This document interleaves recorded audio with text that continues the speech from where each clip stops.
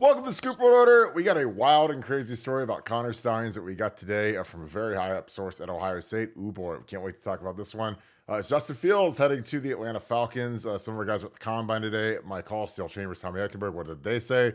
Conditioning is wrapping up. Spring ball starts Tuesday. We're almost there, folks. So we're going to have a huge show tonight. As always, we appreciate you guys kicking it with us each and every night. This has been an absolute blast to do. To work with you guys, kick it, have a good time. If you guys enjoy this content, please leave us a like, click subscribe. Also, click that little alert bell. All of our super chats and all our Scoop Ultra memberships go to Pay It Forward. If you have any confusion on how to join Scoop Ultra, in our link inside this episode, there's a link that goes right to the Scoop Ultra page. Click on it, and you can become a member of Scoop Ultra. Again, we appreciate you guys so much. Shout out where you guys are watching from. I love seeing my Southern Ohio boys in here deep, big time. All my people throughout Ohio, all of my Ohioans around the world. Keep dropping where you guys are watching from. I saw Taipei. I see Dubai. I see all these crazy countries. So I believe all you guys. Sometimes you can't believe it. Sometimes you think it's just crazy, but it's amazing who is watching from where. So we appreciate you guys, as always, tuning in. And shout out who you guys are watching with. I hope you guys are enjoying it with your family. Got it out yesterday that someone was watching with their 3-year-old. So appreciate you raising your children right, watching at BuckeyeScoop.com. As always, with my man at Nevadabuck. Nevada, the Connor Stallions thing is going to be unbelievable. It's already a lot has come out, but there's more as we dig into the deep crevices of what is going on with the NCAA. We got a great tip from somebody who's very substantial at Ohio State today, and I couldn't believe it when you were telling me about it. And I was like, well, it makes sense. And how does our boy Slapshot Carter, a.k.a. Top Gun, a.k.a. Mr. President at The Ohio State University, play into this? Well, just when you thought the Connor Stallions story couldn't get any weirder, it gets weirder. And let me just kind of break it down for you. As everybody's kind of been aware, you know that Connor Stallions have been working on this manifesto, which was kind of strange and odd and kind of stalkerish, but we all know that he'd been doing that, talking about how he was going to make his impact on college football. He wanted to be desperately wanted to be a college football coach. Obviously, two paths. One was to be a player and then move on to coaching, or the other was to become somehow an analyst or something like that. Obviously, the player thing didn't work out. So he goes on his little journey of becoming an analyst. And what's interesting is he's at the Naval Academy, and he graduates from the Naval Academy in June of 2017. And what came from a board of trustees source at Ohio State is that he had occasion to run across none other than Ted Carter, the new president of the Ohio State University. And you say, well, how could Connor Stallions and Ted Carter, how did their paths cross? Well, Ted Carter was the superintendent of the Naval Academy during those years when Stallions was there. And interesting point. Well, another interesting thing happened in December of 2016 in Stallions' senior year is that Army beat Navy for the first time in 14 years in football. Now, just a little factoid, beat them 21-17. Navy had owned that relationship. Now, Army came up, beat them 21-17. So, according to this Board of Trustees source, Stallions then went to the naval higher-ups, including Superintendent Carter, naval coach, and proposed a hypothetical idea of how he could be involved in a more advanced scouting, espionage, advanced, sign stealing type of effort against Army for the following year to prevent this from happening in the future. And he was shut down. Obviously, they referenced the honor code at Navy. They wouldn't get involved in something like this, and that this was something that they wouldn't even consider. But the genesis of this whole Michigan thing goes back to Navy. And so Ted Carter now, when this stuff is being brought up, he's like, this guy and I, he first pitched this idea, 7 years ago when I was at the Naval Academy. And it shows the level of premeditation. It shows the level of involvement that, Stallions had way back when, and how Michigan had when they hired him to be an analyst for whatever reason.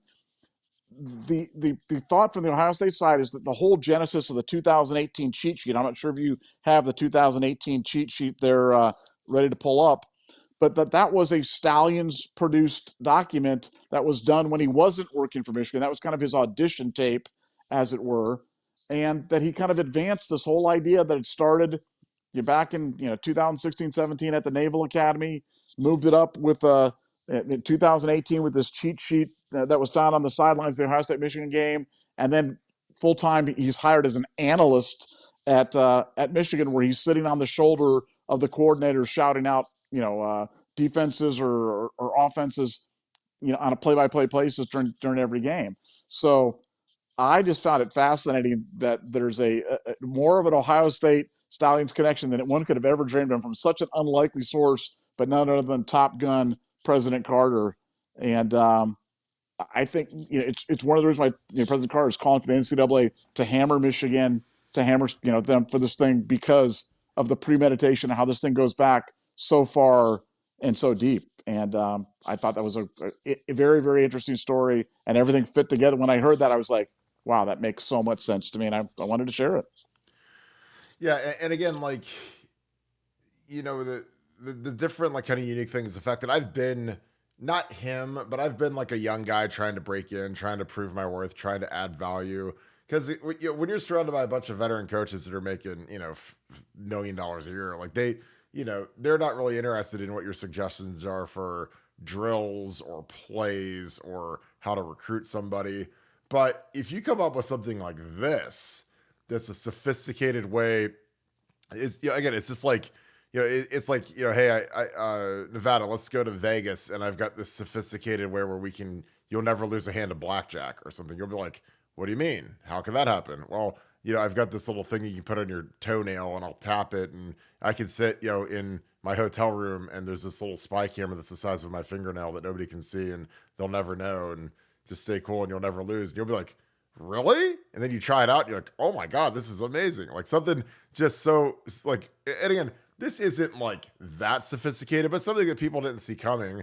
And there's a reason why it's illegal, the in-person scouting, because if it wasn't, big time SEC schools would send 10 guys to every single game, and they sit in the front row with cameras, with camera phones. Because again, the biggest thing that made this possible is a camera phone. Because, those of you that go to sporting events, go to an Ohio State, go to Ohio Stadium, you can't bring in an iPad, you can't bring in a computer, unless you have a press credential, you can't bring in like anything, so they're real. I mean, I tried to bring in my iPad, and I was like, because I wanted to work on the message board on BuckeyeScoop.com and everything. Oh no, can't bring that in. And I'm like, well, it's the same thing as an iPhone. It's just bigger and has a keyboard. And no. So, if you don't have really, really sophisticated, and again, everybody has, the new iPhone where the camera's, fantastic 4K, zoom, whatever.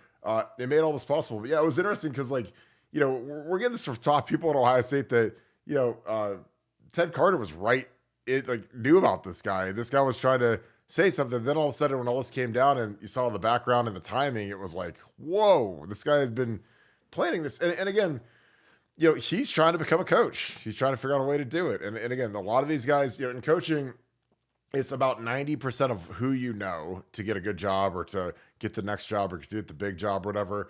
And then it's like 10% skill. Well, if Connor doesn't know anybody who's a coach, he's got to figure out a way to kind of flip that and make it, well, he's so valuable that, 90% of his worth is the fact that he can pick these signs, and you can call every single play off of, hey, I know they're getting this coverage, this defense, this blitz, or on the flip, hey, it's a run to the right side of the field, left side of the field, whatever. And then you can just kind of call your defense off that. Because again, that's the thing that's amazing. And then, these coaches, they knew that. Because I've seen guys like this that are in those roles, they are seen and not heard, especially on game day. On game day, these guys are nowhere near the coordinators unless they're handing them a thing of Gatorade. They're not like saying, you don't have like Jim Haycock, or you don't have Luke Fickell. Like imagine Luke Fickell listening to some intern about a play call, or while he's trying to signal on a defense. Like that hasn't happened in the history of time. But here this guy was right in the hip pocket of the Michigan's coordinators, right in the middle of it. So again, I thought that was unbelievable when you found that out. And the fact that Slapshot Carter is leading the charge to get these guys smacked probably makes him the greatest president in Ohio State history. I think I had lunch with a huge Ohio State donor yesterday, and he talked about how much he likes this guy and how good this guy is, how sharp he is. Met with him, talked to him. He thinks that he's gonna, he wasn't as keen on Ross Bjork, the new AD, but he said that with Slapshot like leading the charge, he's gonna take this AD and get him like into a different level than where he's been at Texas A&M. You mentioned the Jimbo Fisher thing, which again, I don't have a problem with the Jimbo Fisher thing. So if you get the money to spend and Jimbo Fisher's getting, LSU's coming after him with a fortune, like you kind of have to match that. It kind of be like if Urban Meyer wanted the national championship and Alabama wanted to hire him and then we're going to offer him a fortune. Like you got to go basically give him whatever he wants to keep him, because this is when Jimbo was on fire and they were really, really good. Now you can't envision the wheels falling off, but they did. But that's just part of football sometimes. Nevada, your thoughts on our new president? Because I think he's going to do dynamic stuff for the program. Well, it's just I'm still I'm processing the whole Chip Kelly thing, the whole everybody stayed instead of going to the NFL thing, and the Gene Smith leaving thing, which is just glorious. But the new president kind of slipped in under the radar, and I that one's still kind of hard to process as well, because now I'll say I liked Gordon Gee. I know you might not have liked Gordon Gee. Some people liked him, some people didn't, but I liked Gordon Gee. But he was like the last president that I've liked at Ohio State. So I haven't liked a president at Ohio State in a very, very long time. But President Carter is just a great man. And, if you have the opportunity, use the Google machine, Google Ted Carter, President of Ohio State University, and read about this guy's accomplishments. And it's stunning what this guy has done. I mean, this is just a great human being, just an American patriot, smart guy. Like I said, I just can't say enough good things about him. And to have a guy like that leading Ohio State, I couldn't think of a better representative for the state of Ohio and for the Ohio State University than President Carter. And again, and I haven't felt that way about the president at our university in a very, very, very long time. So I couldn't be more excited. That's a not a 10 out of 10. That's a 100 out of 100, and A plus higher. Couldn't have done better. Totally agree. And I got to give a quick shout out to our guys at South Florida Express. Brett Getz, he got me the gear, so I'm geared up. I'm officially official. So shout out to those guys. I'm going to go see Dan Coles tomorrow, so I might wear this to the meeting. And shout out to Austin Coles, doing great work on South Florida Express. He is my boy, making the pilgrimage up to Milan or Milan or whatever you saw. Whatever you call that part of Ohio. If you guys want to help me pronounce it, that'd be great. So we're going to dig into these super chats. Again, appreciate you guys. And keep on whooping Cam Newton, because I know that Cam Newton's talking a lot of trash. It's funny, on Twitter, I defended South Florida Express, and like all these other teams are just like attacking me because I said, yeah, SFE is the best in the entire country. And then, oh, you love that, whatever. And I'm just like, shut up. I don't know any losers. Leave me alone. I got some super chats. David Dickerhoof, thank you for the 20. This is a great question. I read this beforehand. Talk of Sonny or CJ at the Will. With little discussion of potential options for Cody at Mike, wouldn't it make sense as to have CJ or Sonny at Mike on passing downs or heavy pass teams with both of them on the field? That's up to CJ. That's up to Sonny. I think that Cody is by far the most dependable linebacker in that room right now, because he was the guy that, I thought should have played more last year, especially when Tommy was really ailing down the stretch. But I think that, pure athleticism, I don't know. I mean, Cody can run down. I mean, he's got wheels. He's a guy. He's not just some big thumper, some big neck roll guy. He's a guy that's he's been timed in the 4.5s before. So I mean, he's got legitimate speed. Now he had the shoulder injury. This was probably 3 years ago. It's when he's fresh out of high school. He might be a touch bigger now, but this is kind of like one of those ones where people would say, well, wouldn't it make sense to get Tommy Eichenberg off the field on passing downs because he doesn't look athletic because he's like a white dude. And maybe get, Cody and Steele or CJ and Steele out there to cover more ground with their speed and their agility. But it's like, how productive are they? I mean, I would bet CJ is faster than Tommy, but is he as productive? Is he as instinctual? Can he run the show? And the biggest thing is, like, when you're playing that position, if you're the true play caller, you're the guy that has to change stuff if they motion, if they change formation, if they change, anything. Like, you're the guy that has to check everything. So, can CJ do it? I'm sure he probably can. And this is like I said, I say this every night. It's year 3 for CJ Hicks. This isn't, he's coming into his true sophomore. This is year 3. He did not graduate early and reclassify like Sonny Styles. So I give Sonny a lot more grace just because he's really only like a true sophomore age dude. Like he's not even, whatever age yet. I mean, he's like, a 19-year-old. So it's hard to really, get after him, but he's got a big ceiling. Nevada, that's a great question, David. I appreciate that. Your thoughts on, like those nickel situations, those pure passing down situations, having CJ and Sonny at Will and Mike or vice versa? Well, first of all, it's a great question. It's a great thought. I think the issue that I have with something like that, or where I say the challenge with something like that, it's not the athleticism that's keeping CJ Hicks off the field, or it's not the athleticism to me that's keeping Sonny Styles from being super impactful. It's the mental recognition, the responsibility. You mentioned instincts. It's those things. And so, when you're talking about, taking Cody Simon off the field, who is, your most instinctual player, your smartest player, your kind of your captain out there in the field, and as you mentioned, a guy that can run. It's tough now. And look, I'm hoping that CJ Hicks, with all his abundant physical gifts, puts it all together and all clicks. And I've seen it a million times. I have seen it so many times at Ohio State where guys we talk about the proverbial light going on. And I know some people like that analogy, some people don't like it. But for me, it's really apt because sometimes it just starts to click. And when it clicks, the game starts to slow down. Everything starts to make sense. Year 3 for a linebacker, not an unusual time for somebody to take that long to kind of acclimate to a system. So could that happen? I think it absolutely could happen. I hope it happens because it means then that CJ Hicks is being the productive kind of player and Sonny is being the player that we wanted to be at that linebacker spot. So I think it's an interesting alternative. I think it's all going to be based upon how quickly Sonny and CJ can process information and react to what they're seeing in front of them. But I'm certainly rooting for them.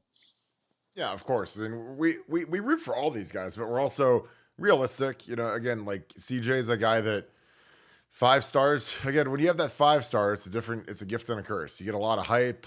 It's a gift in the NIL world because if you're a 5-star guy and you come to Ohio State, you're almost guaranteed to get a certain number that I'm pretty sure of through NIL. But the expectations are heavy now, and a lot of these guys, it crushes some guys, and it's hard because like if you're a 5-star, people automatically presume you're a 1st-round pick, at least a 2nd-round pick. And some guys got to turn up a little bit. There's some guys that, frankly, it's there's not much sand left in the hourglass at this point. A lot of guys are coming back for their senior year. Big hype coming in, and I think a lot of guys have like a different layer that they need to get to. And CJ's one of them. CJ, this is a huge opportunity again. James Laurinaitis, who is bright of a coach as there is in the country, literally talked about, it is different when all of a sudden a guy who's a multi-year starter is gone and that seat is empty. It's like you play musical chairs and there's someone you play musical chairs and someone's already sitting in the chair, you're going to lose no matter what. But if you're playing musical chairs and it's open, then your senses get a little bit more heightened. Again, I've been behind Shane Olivier my freshman year, and I really didn't even, I competed and I made the 2 deep as a true freshman, but I didn't want to play because back then, if you played a single play, you burned a year of eligibility. It's kind of like Kyle McCord. Like Kyle McCord senselessly was put in that game and it burned his red shirt the 1 year. And now he's a senior and he's gone. And that's a guy that probably needed another year in college. He probably, if he'd had a 2nd year at Syracuse, it'd probably help him. But they burned his red shirt, and it was kind of stupid in my opinion. Because now Kyle's about to be heading to the league after 1 more year, and he's going to be a late round pick at best. But CJ's got a huge opportunity. Sonny's got a big opportunity. And again, I think Gabe Powers is a guy that we don't talk about enough because he's got a good opportunity. He's a guy that James really likes, and the staff likes, and Mickey Marotti likes, and he's in year 3 now too. So you get into year 3, man, you start to know this stuff like the back of your hand. It's go time. Karis Washington, what is up, brother? Appreciate you being a Scoop Ultra member. Thank you for the 5. This would make a good movie. Who would you cast to play the Weasel, Connor Stallions, Nevada? OH? I-O. I think for me, God, I don't know. Harry Potter, maybe? Daniel Radcliffe? I don't know who Connor really looks like. A little Weasley looking dude, in my opinion. Maybe Ron Weasley from Harry Potter. I don't know. Nevada, who would you cast to play Harry Potter? Connor Stallions. I picked Harry Potter to be this guy. Yeah, I mean, it would have to be something kind of weird, like you said. It's got to be like a Joaquin Phoenix, maybe if he like was like could diet and make himself even look even kind of crazier and weaselly, or yeah, I'd have to think about that. I'll think about that before the end of the show and come up with some names. But yeah, it definitely is going to have to be somebody that spins off those weasel vibes really high, because he does. Like, you look at him and you're just like, oh my gosh, I mean, you just know the guy. Like, you don't even have to know the guy to know the guy. You just know he's that guy that's so desperate to make himself relevant, man. And like you said, you're you're just one of the guys. You're this volunteer assistant, and you're like fighting to make yourself. Please notice me, Coach Harbaugh. Please, I got a great idea. We'll steal signs. So, well, everybody knows how this happened, but yeah, certainly it's gonna have to be a weaselly guy. I'll come up with some names. If you have some names in the chat, submit your weasel suggestions so we can pull them out and put That's some what we got. side by side. That's what we got to do. Who are you guys putting in the chat? Like, in the chat, pick who you want to play Connor Stallions in the movie. That's what we need to do, because they'll come up with people like, oh my god, of course, how could we not think of that? But again, I don't trust Nevada's movie system, because he thought that Napoleon was one of the greatest movies ever made, and I watched it. It was not good. So I do not trust anything Nevada has to say about movies, because he only knows how to make the hits. I do. I only make the hits. That's right. Only make the hits. Opscheck, what's up, brother? My man, thanks for the 10. Opscheck painted a photo of my beloved dog, Joseph, that I actually have hanging up in my office downstairs. Appreciate you, brother. You're the absolute best. Great member of BuckeyeScoop.com. You are the man. Tim Humphrey, thank you for the 5. Seen something today about an NCAA violation for Caleb Downs. Update on that. What about another ex-player 101? Doss Hawk Springs, Nevada, OHIO. I think that it was one. I think it was the self-report. You're talking about the self-reported violation that went for Caleb. One of the coaches commented on his Instagram where he wrote like, "Let's go," like after he committed to Ohio State, and he hadn't like formally committed. So I think it was we self-report everything. I mean, because like, again, I got self-reported for a violation when I was actually coaching. And again, like when you self-report it, it's just it's like a good, I think it's a good way to do business. It's a good way to tell people, hey, look, we're on stuff. We're not hiding anything. People make mistakes. We did whatever remedy you guys recommended, and boom. Because again, I think that's just prudent when you are dealing with people, especially in college football, where the rules and the things have changed so many times that it's almost pointless to keep track of it. Like, again, when I was there, you weren't allowed to text message a kid, but you could Twitter message him. We didn't have Instagram yet. You could Facebook message him. You could Facebook message him, but you couldn't text him, which is the dumbest thing I've ever seen in my life. It's basically the same thing. But now you can text, call, you can call once a week. There's all these dumb rules where basically they should just make it unlimited so that there's no stupidity, but they don't. So, yeah, and in terms of another player in the chat, who do you guys want me to interview? I've talked to Doss. I had AJ on before a couple years ago. I'll see if I can get him again. Sean Springs I've not had on. He'd be good.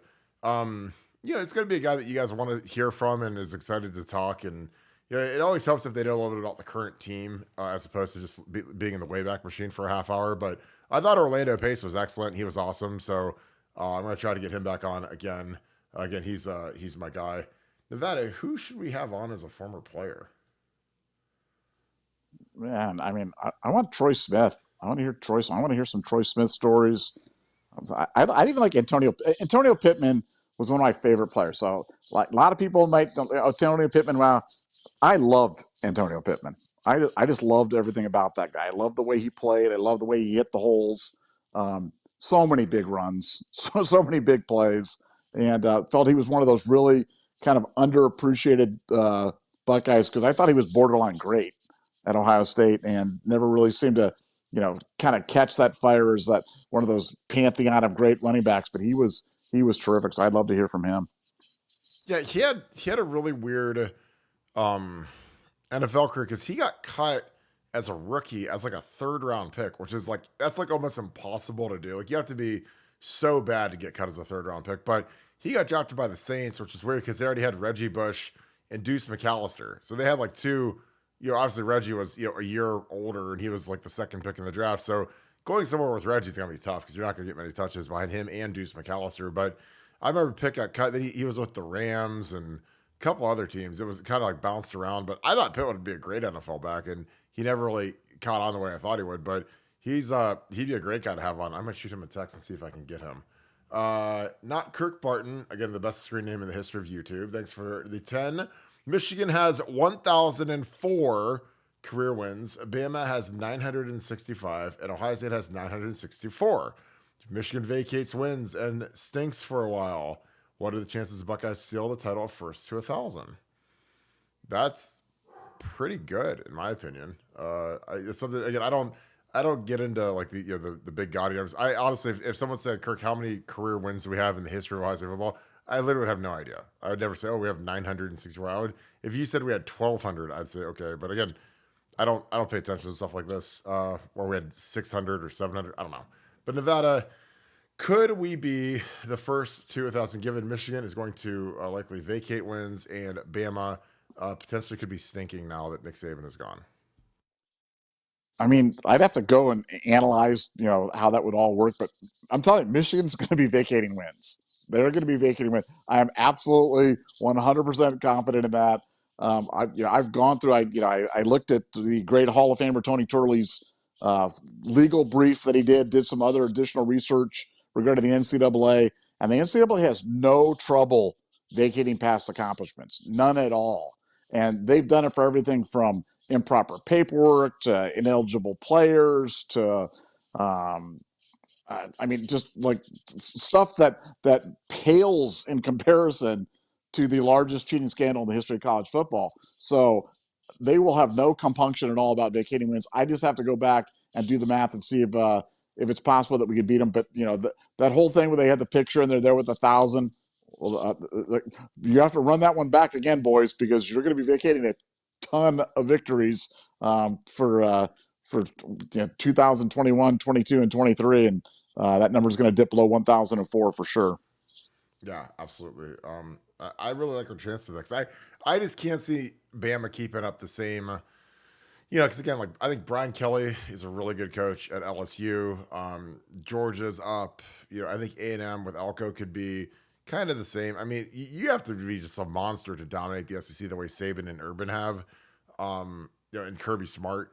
I don't see that coming with Kalen DeBoer, but I could be wrong. But again, it's a different world now when you're down at Bama because you are the mountain. Like everyone's trying to climb the mountain. Well, Alabama for the last 10 years has been the mountain, so it's going to be interesting to see if they can keep up that high level that they've been at. Chalky White, thank 231. Thanks for the deuce. The Chip Kelly getting hired to get Dallin Hayden. More curious.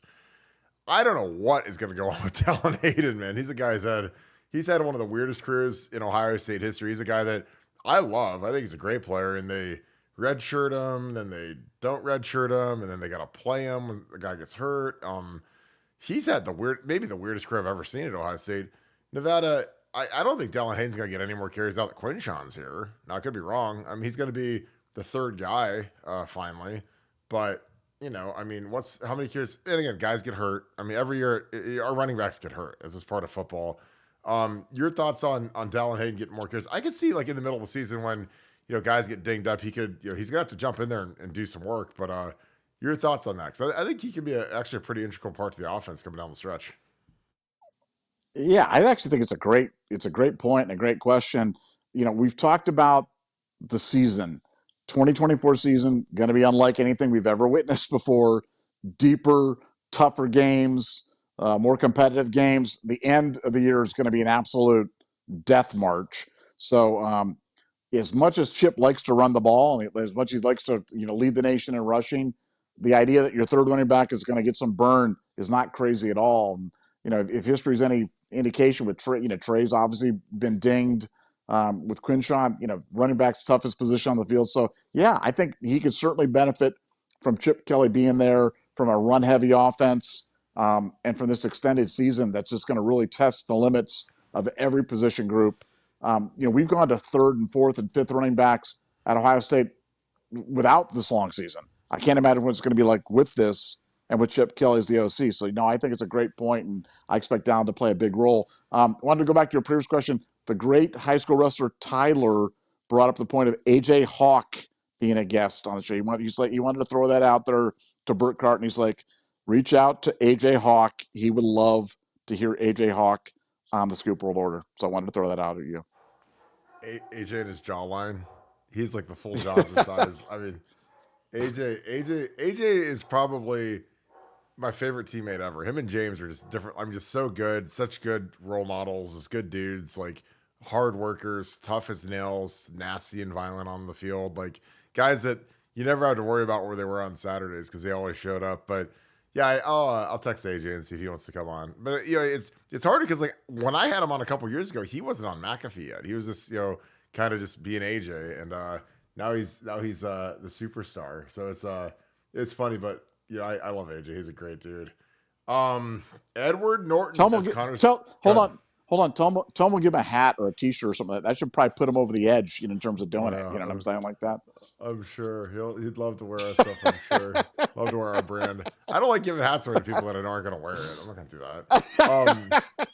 I will say that our upcoming merchandise stuff is going to be sick. So I saw some stuff today, and I'm going to get some samples of it. It is sick. So I'm really excited about that. Doug Zilla, thanks for the dues. Edward Norton is Connor Stallions, Nevada OH. Ed Norton, great call. That is a great call. Maybe we could have like Christopher Moltisanti, but he looks old now. Michael Imperioli, that'd be great. Christopher Moltisanti, sans 1998 as Connor Stallions. That would have been a good one. Sean, thank you for the 10. For people who argue would have won the Natty sans Stallions, one play can alter a season. Absolutely. If M. Jenkins drops the catch against Purdue, no Natty. Even knowing one play illegally, should be punished. Absolutely. Dude, I'm telling you, like, if you know what's coming illegally, it's the greatest. Again, you guys, counting cards. I was joking, like, if you're counting cards at the Catholic Church, fair or whatever, they get a little like what they're playing single deck blackjack or whatever. Like, I mean, there's ways to like kind of catch a little bit of an edge, whatever. But I think, for me, like what they did, the thing that is the most pronounced is how bad they were, and then how magically they got to be so good with the same guys, the same players. It wasn't like they went out and hit the portal and they got 30, X-Men, 30 mutants to come play football for them, and all of a sudden they were like incredible. It's the same guys that were getting, destroyed, same 3-star bums. All of a sudden they got good. Why? Because they knew what plays were coming. Like, I mean, that just makes it, you don't understand. Like, if you've played football before and you know exactly what coverage you're getting, exactly what blitz you're getting, it's so easy to stop. So easy. Because it's just mindless. It's brainless. Because again, the thing that we always used to talk about when I played back in the olden days is that, if we knew a blitz was coming specifically against Notre Dame in 2005, when they blitzed off the edge, when Antonio Pittman had the long game sealing run versus Notre Dame in that Fiesta Bowl, we ran right into their blitz. Because here's the thing, if you blitz and we know it's coming, then we know where to crease you. And if we crease you, if you have a guy like Antonio Pittman or Beanie, it's going to the house. And it happened against Michigan in 2006 when Pittman had that long run. Like, I remember that blitz like the back of my hand, because I was the guy, I smoked Prescott Burgess right in the middle. I killed him because I knew he was coming. And all of a sudden it was like the Red Sea parted, and all of a sudden it was just nothing but green grass and speed, a lot of Nike Vapors, and a lot of little chunks of grass flying behind Pitt. And that's the good thing about knowing the plays. Like, again, like any idiot can call plays when they know what the coverage is or whatever. It's like you guys all play Madden with your friends sitting on the couch, and you guys look at each other's plays. You say, "Oh, you're going to blitz this play? Oh, I'm going to call this. I'm going to smoke you. It's going to be easy." So this kind of is what it is. Nevada, even knowing one play illegally, I mean, you got to hammer these guys, right? Well, you do, and I thought I was the only person on Madden that looked at the other person's plays when they call the play. Am I the only person that does that, or is that Everybody like a does common that. thing? Everybody does that. Everybody. That's why people play on Xbox Live now, because you don't have to sit next. You can sit at your house. I'll sit at my house. You can't see my plays. But the olden days, that was just like, I mean, you just have to assume that whoever, then they put in the bluff thing where you can hit a button and bluff it, and then keep skating around on the thing and like make a bluff play call, because it got so bad with the cheating. But that's kind of what it's like. Well, they should have, they should have a name for that. Oh, I think they do have a name for that. But yeah, no, when I play with my kids, I'm sitting there going, wait a second, I know your play. I know what you're doing. They're like, Dad, you're not supposed to look. And I'm like, I'm sorry, I'm looking. Well, yeah. Funky runs, what is it, like looky, spot, zig, or whatever, No, RPO. What is it? Peak zone funky. Peak zone funky. Peak zone funky. Yeah. He runs the same play with Lamar Jackson over and over again that nobody can cover. It's perfect. That's how bad it is you've played against him so much that you know exactly what play he's calling. Larry Daniels, thank you for being a Scoop Ultra member. Go ahead. David Patrick Kelly. Did somebody say David Patrick Kelly for Counter Stallions? Has that name been thrown out there yet? I don't think so. He was that creepy guy in the movie The Warriors. Remember the Warriors come out and play? Remember that guy? Of course. Yeah. Come on. How good would he be? I think he was in Dreamscape too. He like the really creepy guy in Dreamscape. So yeah, David Patrick Kelly. David Patrick Kelly. I'm just trying to think of, because there's got to be like one guy out there that will say, "Oh yeah." What about if they had like Scott Farkas? Like if they could like digitize someone's face on Scott Farkas from Christmas Story, because he was a bad guy. Scott Farkas. It's Scott. It's not Scott. It's Scott. Damn, I just learned that today. I never would have known that. I know. You've been saying that wrong because if I died tomorrow, I'd have gone to my grave never knowing that Scott Farkas. I would have been calling him Scott my whole life. So thank God you told me that, because my God, it's Scott. Yeah, Scott Farkas. Nevada, just make the hits. Don't forget that. Yes, indeed. Make the hits. And that comes from Nevada was in the movie industry and was a part of like I Know What You Did Last Summer, which was a monster blockbuster horror movie. And then like, did you say like one of your buddies or one of the executives or somebody that was someone that was a money guy or something said, "Hey, can you just make the hits, please?" or something like that? Like the easiest thing in the world to do. I was like, yeah, just make bombs, No, it was my girlfriend at the time. She's like, just make the hits. Stop making these bad movies. Just make the hits. I'm like, oh, good idea. Really good idea. Thank you so much. I'm so glad you came in with that little factoid. I would have never dreamed of that. Thank you. Yeah, it's always fun to like when you invest $20 million and you make $3 million. Like that's always a blast. It's always fun to explain those and try to go get our next movie made. We're like, I know what you did last summer. It's like you do 20 million and you make like 200 million or whatever it was. That was good. Yeah, that was tasty. Larry Daniels, thanks for being an Ultra member. YouTube search Ward Carroll and Slapshot Carter, and you'll find videos confirming how impressive a career Admiral Carter had in the Navy, Nevada OH. And I love the Navy. My father-in-law, I talk about him all the time, was a Navy guy, big time Navy guy. Again, every Christmas I buy him Navy gear from Under Armour. Easy gift. He loves it every time. But this guy is, compared to some of the doofuses we've had at present, Michael Drake, Christina Johnson, we have these idiots that like they've never even been to Ohio before. They've flown over Ohio and magically, they never come back. To have this guy as our guy now, as our president, holy smokes, what an upgrade. Nevada, how excited are you about Ted Carter? Because again, I'm floored and I'm excited, and he's razor sharp. And he's Top Gun, for God's sakes. He said jokingly he's seen Top Gun Maverick like 57 times because he literally was Top Gun Maverick. But your thoughts on President Carter? Well, you didn't even mention, Karen Holbrook. I mean, you mentioned Drake and you mentioned Christina Johnson, but I mean, like Holbrook. Think about this murderer's row of bad presidents that we've had. I mean, literally, it's like Luke and, or I was going to say, Lou Gehrig and Babe Ruth, and I mean, it's just been this incredible, parade of just terrible presidents, and then we have this guy. And the funny thing is, like, I hadn't heard anything about him before they hired him. Like it came out of nowhere. I had not heard that from any of my contacts, from anybody that they were even talking to him. And all of a sudden one day he just shows up and you're like, wow, this is really good. This is like waking up one day and you realize that you're married to Cindy Crawford or Jessica Alba or something like that, and she's worth $1 billion, and or she could shoot a hockey puck from center ice and go right through the little hockey thing and still be hot. So yeah, President Carter gets he gets an A+ in my book, and I still can't believe we have him, but I'm excited. I'm excited that we do. Like, can you imagine him walking into a room with all these former presidents and just realizing how big of idiots they are, how dumb they are? I mean, they know nothing about Ohio. They don't want to know anything about Ohio. They get out of here as fast as possible as soon as they're done, and they go right back to the left coast, and then they never come back to Ohio again. So it's like, thank God we finally have a guy who's got some credentials and some intelligence running the show. For the love of God, and I feel the same way about the athletic director. Stephen Wood, thank you for the 5. Steve Buscemi is nice. I love that. Steve Buscemi was excellent in The Sopranos, obviously. He was hilarious in his little brief cameo in Billy Madison, which everybody remembers. Nevada, what do you think of Buscemi? I actually like that. That'd be good. I mean, he was great in The Sopranos, man.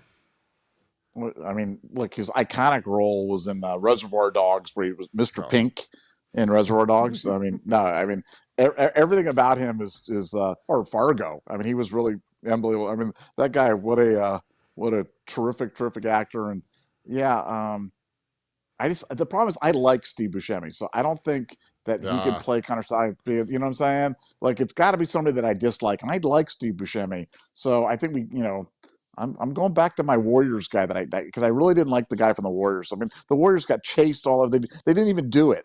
They were chased all the way back, and they didn't even do it. And they're losing guys to the baseball team and all the team, and they didn't even do it, man. The Warriors were framed.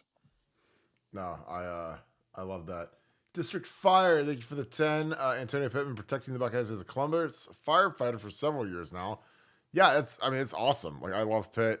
Again, I got to get a hold of him. I mean, some of these guys are a little bit harder to get a hold of than others, so love to reach out to Pitt. I'll probably hit him on Instagram because some of these guys, I'm telling you, when they were my teammates, they changed their phone numbers, I think, every single week. It was incredible. Like with Troy, I think I had 9 different phone numbers for Troy by the time I was like done with eligibility, and I'm like, I can't keep track of which one's dead, what one's alive, and Pitt switched them out a lot too. But yeah, I'd love to get Pitt. Pitt's awesome.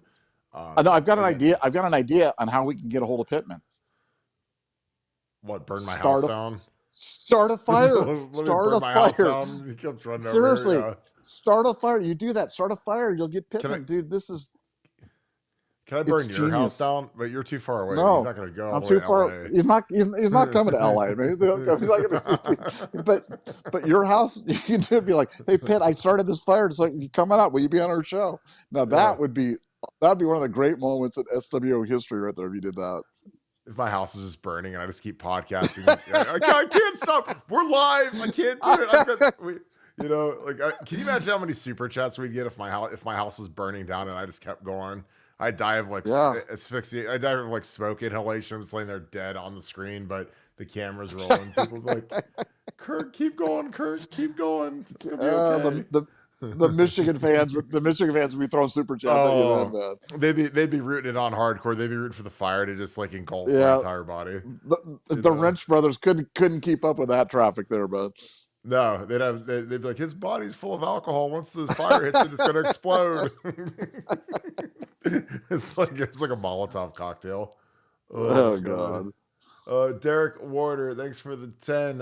Hey, Kirk and Nevadabuck, long thanks for your hard work. And honestly, long time listener, but just joined the Scoop family. My first message board experience. I'm OH-IO. Not sure how this works. Nevada OH. IO. Dude, Derek, that's awesome. We've had more people that have never been on the message board before join our message board in probably the last 6 months than I think any time in the history of Ohio State message boards, because the show's been great. It's like I tell guys, I'm like, look, if you like this is like if you go to a restaurant and they have like your favorite appetizer that you've ever had before, and you're like, man, the appetizer is amazing. Like, I wonder what like the real dinner is like. That's what BuckeyeScoop.com is, because like that's where we're at the rest of the day. When people are like, where are you guys at? Why aren't you guys podcasting? What are you guys doing all day?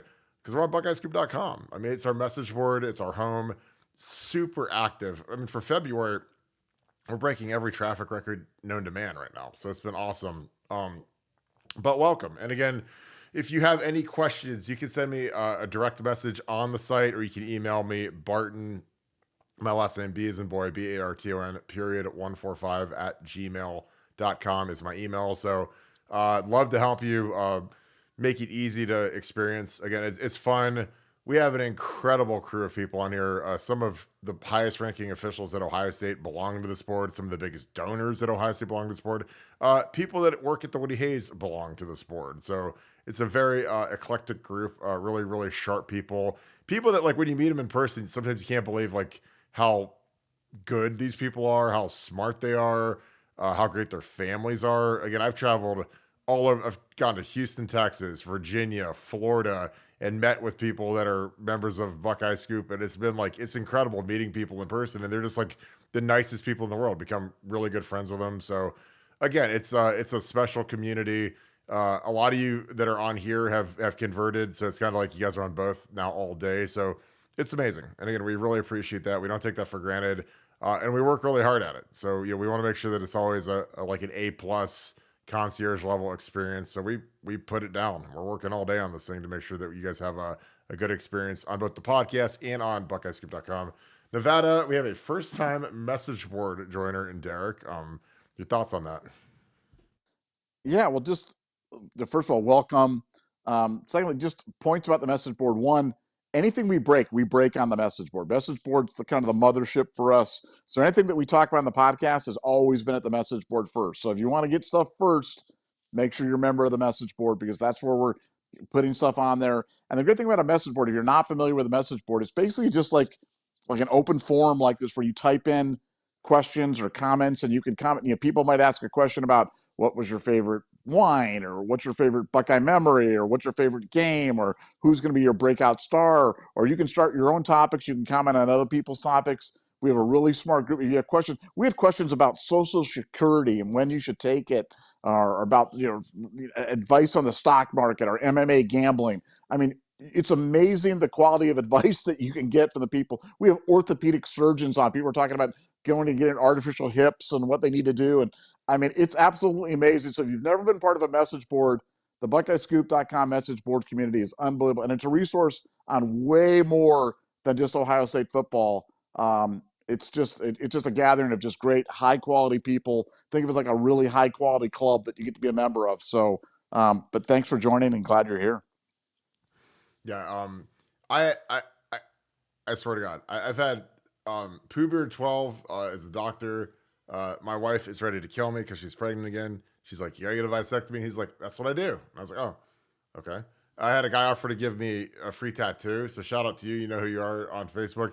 Kirk, do you ever want a tattoo? I was like, I might just get a giant photo of Nevadabuck with the horse head on and get this big bicep Nevadabuck. Awesome. Awesome. But I was kidding. Like, I have no tattoos, and like I'm one of the only football players who doesn't have any tattoos. But that's the kind of community it is. Like, if you need something, if you are traveling somewhere, if you need advice on something, there's thousands of people on here all the time. I tell people it's like being at the Cosmopolitan of like Las Vegas. Like, it's always open. There's always people up. You never walk in and there's nobody on there typing. There's always people talking and whatever. And it's amazing. Like, I love it.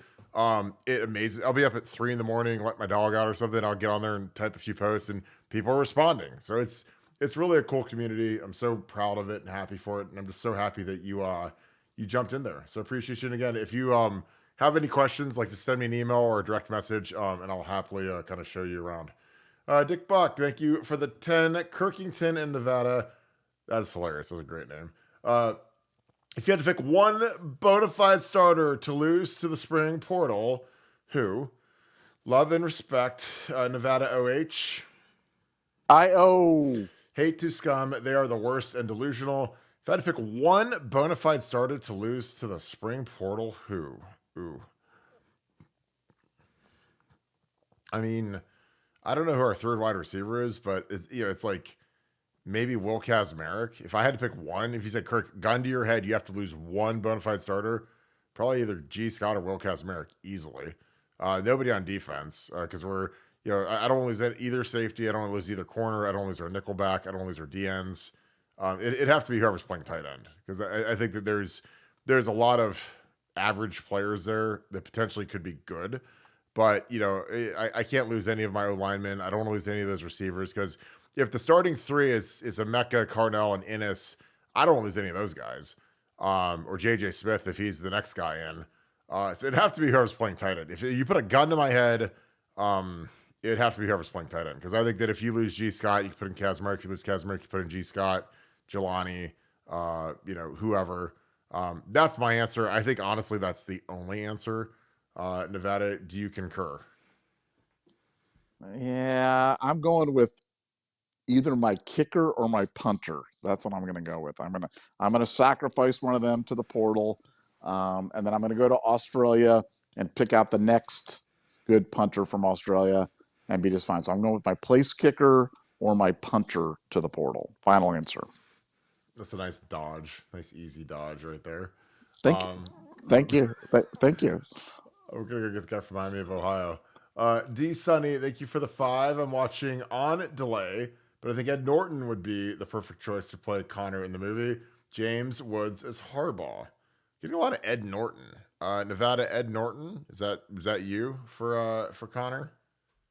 First of all, I'm like an Ed Norton geek. I love Ed Norton. Just like we worked with him in a movie called The Score, and he's a freaking genius, underappreciated actor. Just unbelievable guy. So again, somebody that I like too much to be Connor Stallion. So he's got to be disqualified on the basis of Nevadabuck liking him. So no, I cannot accept Ed Norton in the Connor Stallion's role. Perfect. Woody, the historian. Yeah, that's the hard part. It'd be like if someone said they wanted James Gandolfini to play him. I'd be like, that's my favorite actor of all time from The Sopranos. Like, exactly. I can't have him play someone that I hate. It's like, obviously he's too big to be, a little dweeb like that, but that's kind of where I'm at. And dead. Someone that I love, and he's dead. But I mean, if you could exhume him and have him walk around like Weekend at Bernie's, like, do what you got to do. Yeah. Woody, the historian, thank you for the 5. Nevada OH. I-O. Here we go, Nevada. Get your analytical mind ready to go. With modern analytics, would Woody go for it on 4th and 1 on the 49 or rip up the sideline marker and toss the replay camera because the spot was wrong? Nevada, is there any reason you should ever punt on 4th and 1 from midfield? Let me tell you, you should never punt from anywhere 4th and 2 on the field at all, period. Doesn't matter. No matter where you are on the field, 4th and 2 or shorter, the analytics say go for it. It doesn't matter if you're on your own 5-yard line. It doesn't matter the game situation. It doesn't matter. You go for it every single time.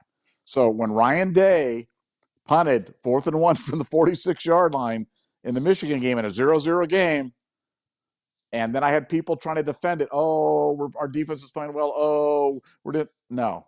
You never, ever punt. And look, Woody would have been smart enough to embrace that. I think Woody would have been one of those guys that once he saw the math on it, he was a big historian. He was a big, he understood math. He was a teacher. So I think for him, the math would have been very clear. I think he would have embraced it, and I think he would have gone for it. But no, anywhere on the field, 4th and 2 or shorter, you were going. And that's the only answer. I agree. Woody, the historian, thank you for the 5. OH, Nevada. I-O.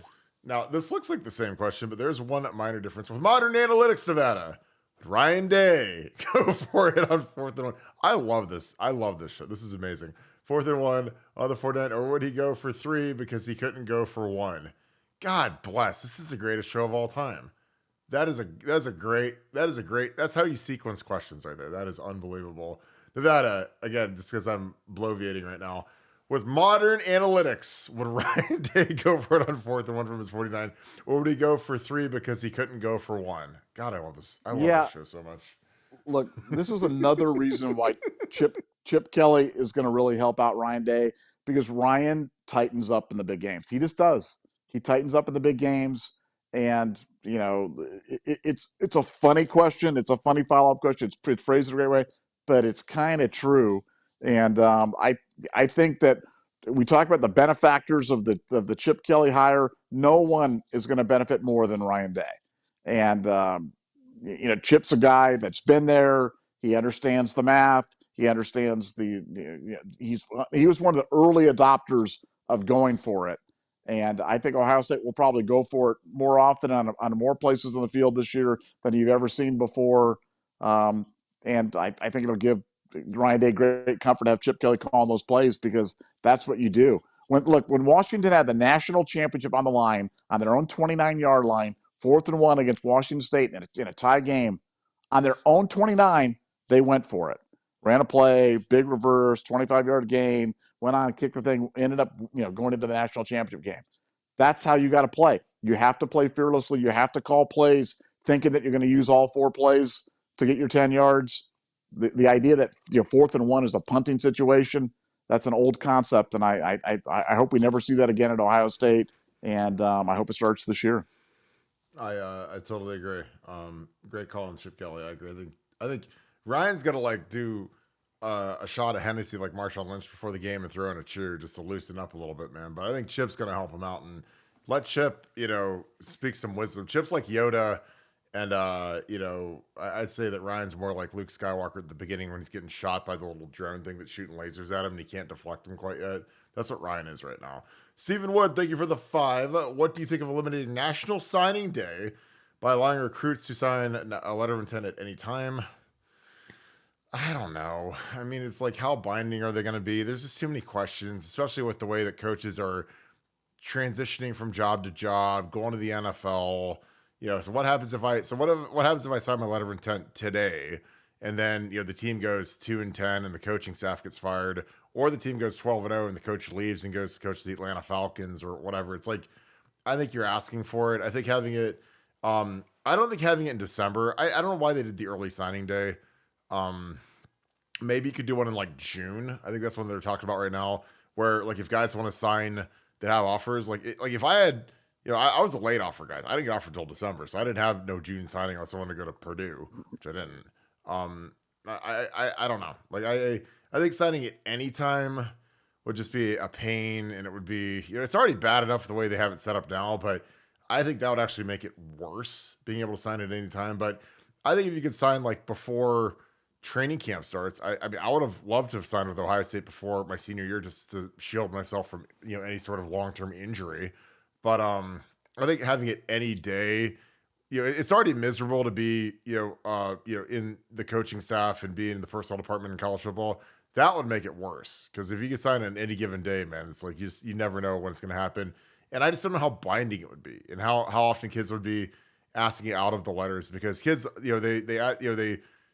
commit, they decommit, they leave, they transfer. Kids have never been more helter-skelter in terms of commitment. So I don't know what that would do. Nevada, your thoughts on what do you think of eliminating National Signing Day by allowing recruits to sign a letter of intent at any time? Well, number of thoughts. First of all, I like the early signing day just from an Ohio State. I like anything that allows Ohio State to kind of know where they're at, and then re-go after the deck later. If they have more guys or more spots, or they miss out on guys. So I'm a fan of that for that reason. My first instinct on it, when I first heard the question, honestly, was favorable. I was favorably inclined. But then when you started talking, Kirk, you kind of convinced me that maybe it was a bad idea. So I have to really give it some thought. But my first instinct, honestly, was, well, that makes some sense. I think the point, though, is, people have to understand that there's implications for your actions. If you sign, then there's no decommitting.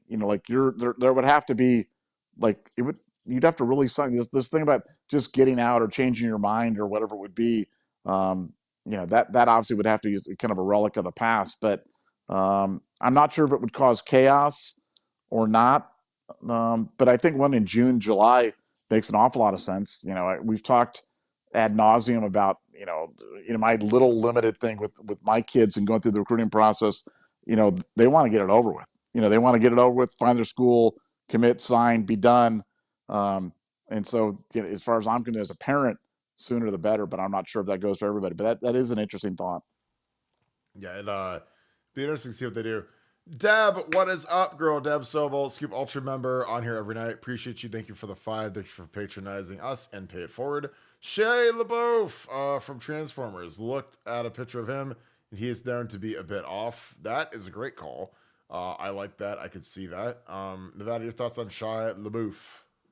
I LaBeouf. don't like Shia LaBeouf. I don't like Shia LaBeouf. So I think he'd be perfect. Yeah. Yeah, I don't like him at all. I don't like him at all. I mean, everything about him is really unlikable. So yeah, no, that's good call. Good call for Yeah. sure. Absolutely. Appreciate you, Deb. Devin, what's up, brother? Ohio 7715 Ultra member, Wrench brother with your boy Akeem the Dream, aka Treasure the Torah, the GOAT, my boy, my little spiritual advisor. We always have very deep conversations. I appreciate you, Akeem. You're the best. What's up, family? I'm sick of people saying Will Howard could suck. Welcome to Ohio State, where everybody can potentially suck. And for some people, they're never good enough. Can you please explain why he doesn't suck? Thoughts on the Trey McNutt situation, if familiar. Nevada, can you tell us how you feel about Scum 2024-2025 Natty Lock? Nevada, OH. I Dev, thanks for the 50, brother. Where do I start here? I just think Will Howard, you got to understand, like guys that don't have infrastructure around them, they got to do a lot more. They got to try a lot harder. Again, go look at Josh Allen's stats when he was at Wyoming versus Iowa versus the good teams he played.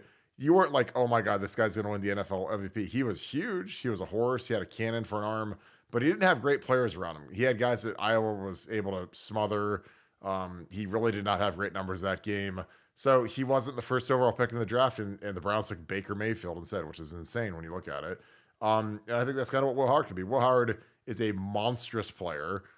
Very physical, very gifted, but he's never had a receiver that's as good as any of the top 4 guys that he's going to be throwing to this spring, aka J.J. Smith, who's just an absolute freak of nature, Carnell Tate, who Marvin Harrison said was better than Marvin Harrison was at the same point. So again, that's a good judge. That's not just hearsay. Marvin said that.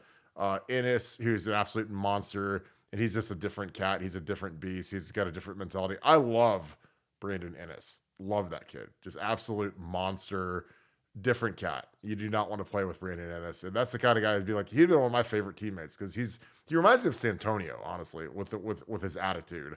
And that's a great thing. And then you have obviously Mecca. Mecca is looking incredible physically. He's coming back to get that top 10 money. And that's all beneficial for Will Howard. The Trey McNutt thing is very interesting just because of the 7-on-7 thing is illegal in Ohio. He went and played for a 7-on-7 team. I have no idea what he was thinking because everybody knows that it's illegal, but he went and did it anyways. So might be getting suspended for the year. We'll probably have to transfer or go live in California or live in Georgia or go to IMG, which again, they could do that, but it's a dumb rule for Ohio. But Ohio coaches are protective of basketball and baseball, and every sport except football gets protected by OSHA. So they're going to punish kids that want to play 7-on-7, which is stupid.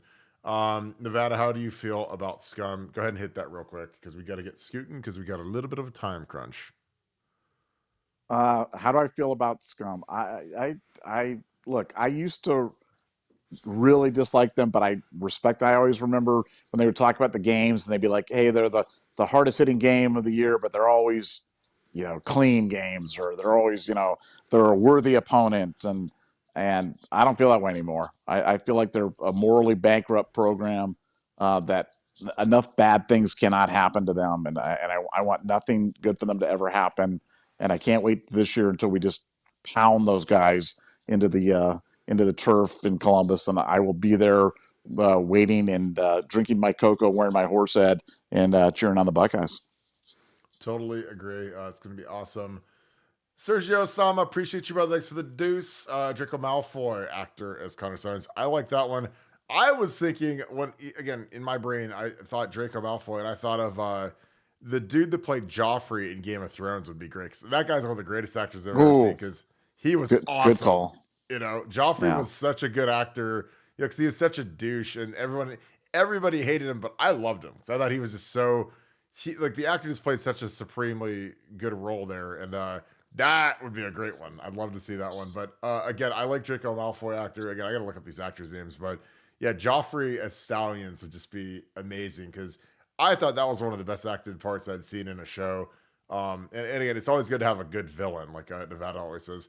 Stacey J, thank you for being Scoop Ultra member. Thank you for the 25.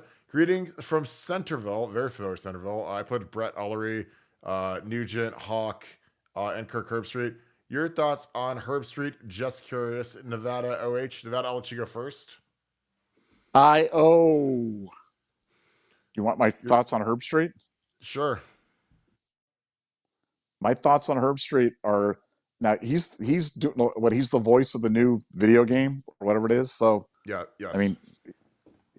mean, look, the guy's insanely wealthy. Uh, Mm-hmm. he he he works hard. Is out there. I did not like some of the comments that he's made about Ohio State in the past, but he sent his kids here. So I mean, I have really mixed feelings about Herbstreit. Um, Look, he played quarterback at Ohio State, so he's already. I don't care what people say. Anybody who plays quarterback at Ohio State is a stud. There's various degrees of studs, but I mean, amazing athlete. Not a great NFL guy or whatever it is, but a better athlete than I ever was in my life. So what can I say about Kirk Herbstreit? And he's on television. He does very well for himself, and I think he probably tries a little hard to not be an Ohio State homer.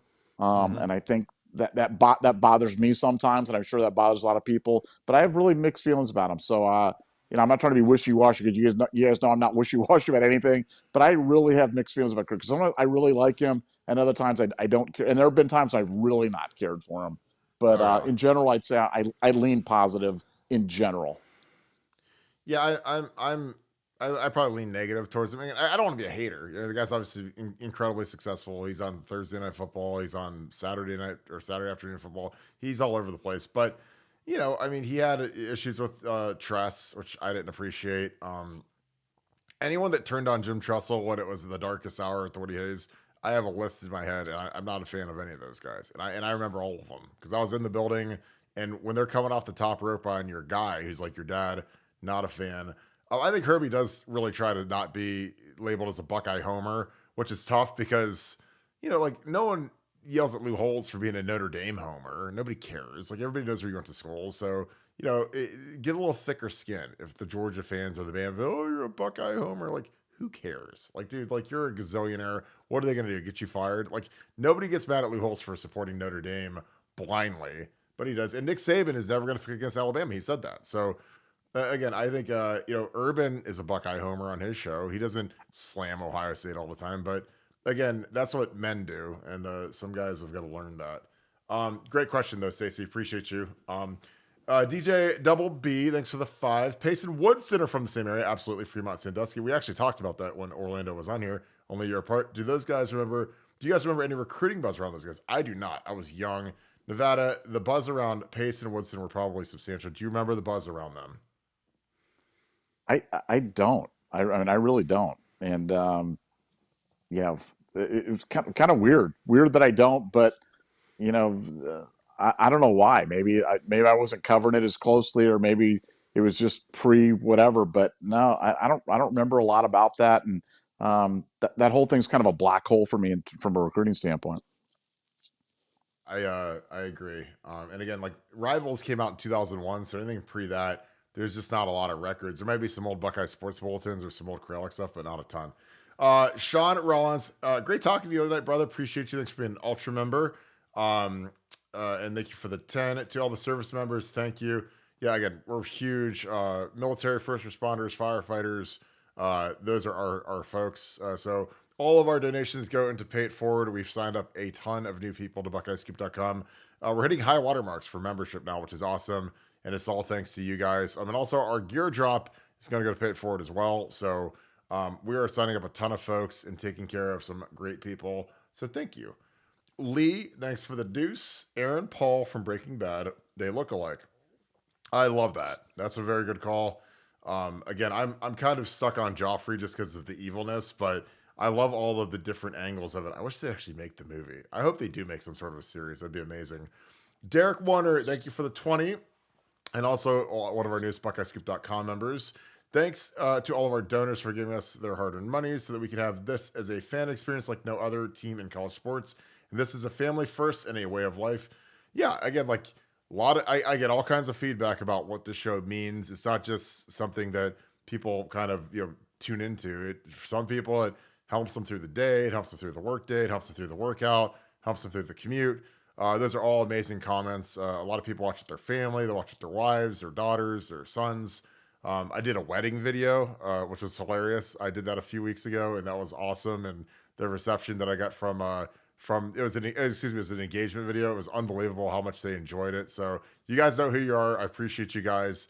They did a donation to pay it forward, and I made them a wedding video, and it was actually amazing. So I was happy I didn't biff it because I was really worried about that, but they loved it, and it was really cool.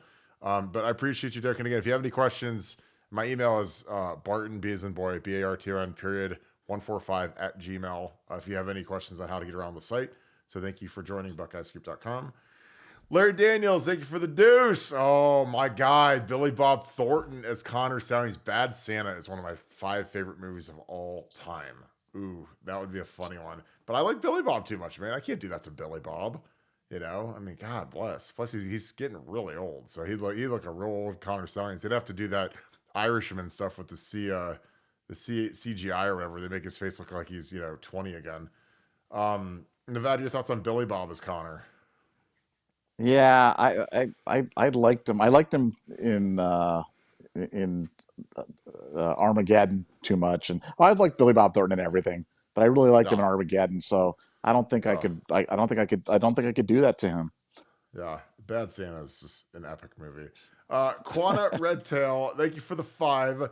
The answer to the Stallions question is Jack Gleason. There, thank you, my man, aka Joffrey from Game of Thrones.